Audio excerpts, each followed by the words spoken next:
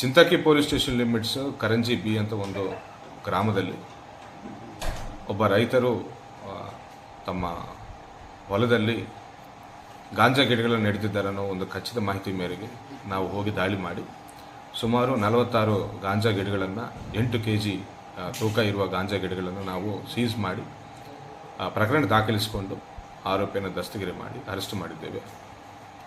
ಈ ಬಾರ್ಡರ್ ವಿಲೇಜಸ್ಗಳಲ್ಲಿ ಗಾಂಜಾ ಬೆಳೆಸಿದರೆ ಪೊಲೀಸರಿಗೂ ಗೊತ್ತಾಗೋದಿಲ್ಲ, ಕದ್ದುಮುಚ್ಚಿ ಮಾಡಬಹುದು ಅಂತ ಈ ಟೈಪ್ ಆಫ್ ಕಾನೂನು ಬಾಹಿರ ಕೆಲಸಗಳನ್ನು ಮಾಡುವ ಎಲ್ಲರಿಗೂ ನಾವು ಎಚ್ಚರಿಕೆ ನೀಡುತ್ತಾ ಇದ್ದೇವೆ. ನಾವು ಮಾಹಿತಿ ತೆಗಿತಾ ಇದ್ದೇವೆ. ಖಚಿತವಾಗಿ ಇಂಥವರ ಮೇಲೆ ಕಠಿಣ ಕ್ರಮ ಜರುಗಿಸಲಾಗುವುದು ಅಂತ ಹೇಳ್ತಾ ಇದ್ದೇನೆ. ಮಾದಕ ವಸ್ತುಗಳಿಂದ ದೂರವಾಗಿರಿ ಅಂತ ನಾನು ಹೇಳ್ತಾ ಇದ್ದೇನೆ.